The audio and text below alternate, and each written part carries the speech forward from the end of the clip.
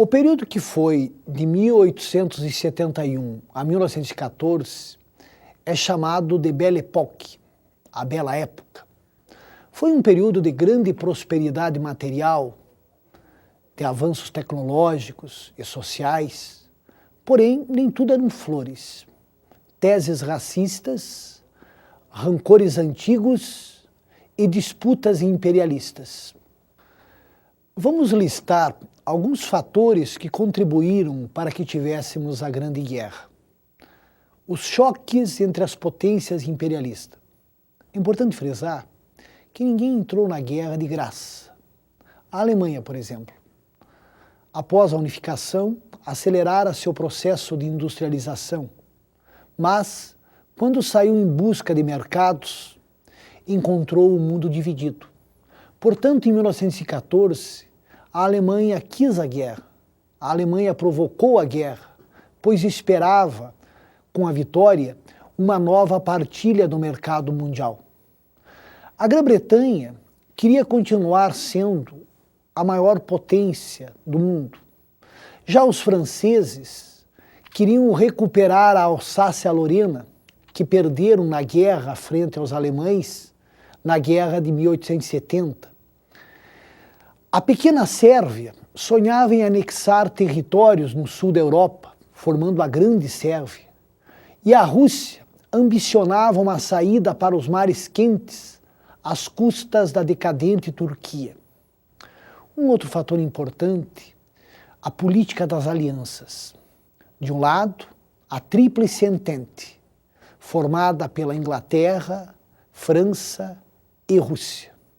Do outro lado, a Tríplice Aliança, o Império Alemão, o Império Austro-Húngaro e a Itália.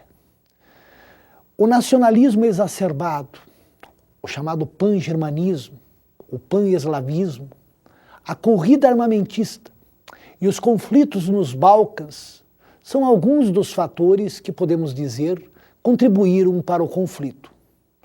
Foi nos Balcãs que o estopim foi aceso. Lá, no dia 28 de junho de 1914, na cidade de Sarajevo, capital da Bósnia-Herzegovina, foi assassinado o arquiduque Francisco Ferdinando, herdeiro do trono austro-húngaro. O governo da Áustria culpou o governo da Sérvia, pois os sérvios tinham pretensões sobre o território. E um mês depois, a Áustria atacou a Sérvia. Começava a guerra. A Rússia mobilizou tropas. A Alemanha, aliada da Áustria, declarou guerra à Rússia e também à França. Didaticamente, podemos dizer que, de um lado, estavam as potências centrais. Quem eram as potências centrais? O Império Alemão, o Império Austro-Húngaro, o Império Otomano, o Império Turco e a Bulgária. Do outro lado, os chamados aliados, a Sérvia, França, Rússia, Grã-Bretanha, Bélgica, mais tarde, Estados Unidos e também o Brasil, que teve uma participação modesta no conflito. No início, tivemos uma guerra de movimentos. Os alemães tentaram colocar em prática o chamado Plano Schlieffen, que consistia num ataque rápido à França. Os alemães esperavam derrotar os franceses em no máximo 6 semanas, para depois se voltarem contra a Rússia. Eles tinham até um slogan: nós vamos almoçar em Paris e jantar em Moscou. Só que os planos dos alemães não se concretizaram. A guerra de movimentos se deu lugar à guerra de trincheiras. É importante que você perceba que essa foi a principal característica da Primeira Guerra Mundial. A guerra de trincheiras. Eram abertas longas valas, essas valas eram protegidas por arame farpado, toras, e os exércitos conquistavam pequenos territórios e ficavam mantendo esses territórios. Uma guerra imobilista, sangrenta e sem uma decisão até 1917. A guerra também ela foi para os ares.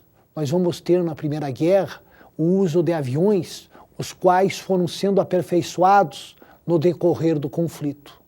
Foi para o fundo dos mares o uso de submarinos, mas a arma que os soldados mais temiam eram as armas químicas, o gás de cloro, o fosgênio. Então, uma imagem comum do soldado da Primeira Guerra era o sujeito com a cabeça raspada por causa dos piolhos que infestavam as trincheiras e com máscaras para se protegerem dos gases venenosos. A guerra submarina alemã provocou a entrada dos Estados Unidos no conflito. Isto ocorreu em abril de 1917. Com tropas descansadas, bem armadas, bem alimentadas e com todo o poderio industrial dos Estados Unidos, houve um desequilíbrio de forças. A Bulgária pediu a paz, a Turquia seguiu o mesmo caminho, a Áustria, a Hungria e, por último, a Alemanha.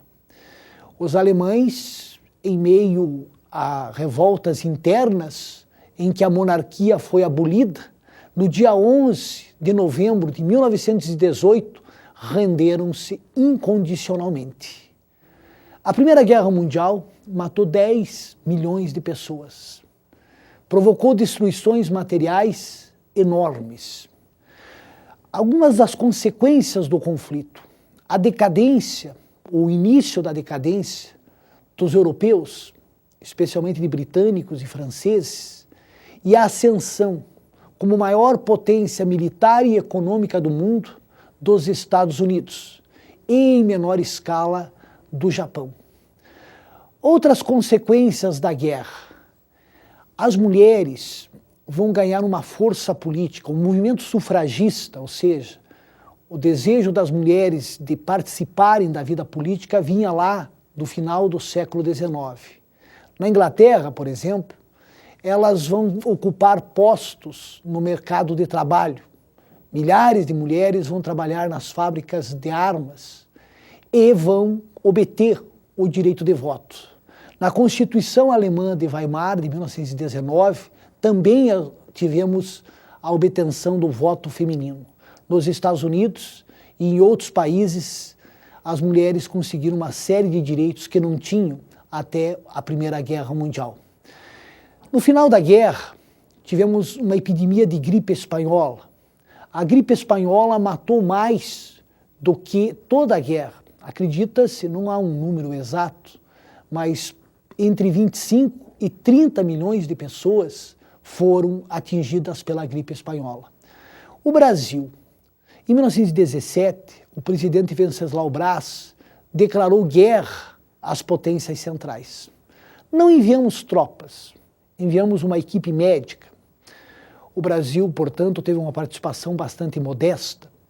Porém, em termos econômicos, a guerra foi interessante para o Brasil, pois os preços das matérias-primas no mercado internacional subiram e a nossa balança comercial tornou-se ainda mais superavitária.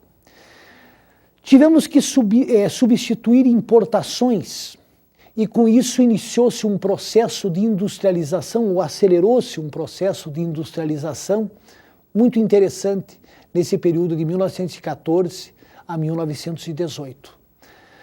No final da guerra, impuseram aos derrotados tratados humilhantes. O Império Otomano se desmembrou. Tivemos o Tratado de Sèvres. O Império Austro-Húngaro, através dos tratados de Saint-Germain e de Trianon, também desmembrou-se. E a Bulgária, pelo Tratado de Neuilly, perdeu territórios fronteiriços. Já os alemães foram humilhados pelo Tratado de Versalhes. Perderam territórios fronteiriços, perderam todas as suas colônias, ficaram proibidos de fabricar armas e munições e ainda tiveram que assumir uma gigantesca dívida de guerra. A Rússia, sacudida por 2 revoluções, saiu do conflito antes do final. O Império Russo deixou de existir. Nascia a Rússia Soviética. E será sobre esse tema que falaremos na próxima aula.